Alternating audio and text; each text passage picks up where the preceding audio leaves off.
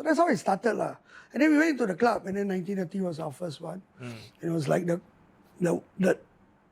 concept. I was like, somehow it was like one of the few things I've like. I don't say this, and I'm not. And I say this being humble and modest, but it was one concept that hit the right note from day one. You know, like because targeting older crowd. Yeah, but we did 80s. Have you been there? I've never been. Yeah, but I if know you all the ever see DJs that play there. you could see the images and all. It's like a real like back to time 80s club, right? So it was packed. We were I very saw your small. recent collab at Behind the Green Doors. Yeah, man. it was crazy. We did What, the day. 35 and above? And actually, you were talking about in one of your last podcasts, you were talking about daytime partying. Yeah. And we did that at 4 to 9 p.m. And saw actually, it. that was before your podcast, but we did this 4 to 9 p.m. above 35. Yeah. It was a big hit. It was like a big hit. I saw like, Nicole Kylie's. This is 6 p.m. guys, by the way. Yeah. It's like fucking Yeah, it was packed. packed. And everybody, I mean, they were a bit older, but everybody came and they were happy to leave by 8:45, 9 p.m. Because Grab was cheaper.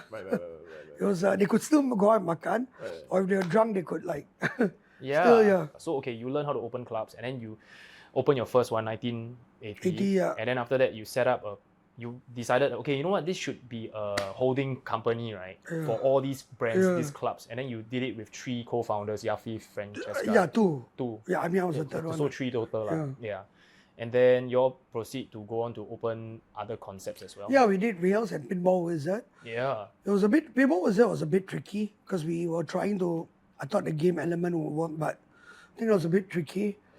It was a hit and miss. They sort of push in the 90s, 2000 because in Singapore, at that time, no one was touching that. You know, it was a pop-up party, but no one was actually anchoring every Friday and Saturday or 90s, 2000 hip-hop.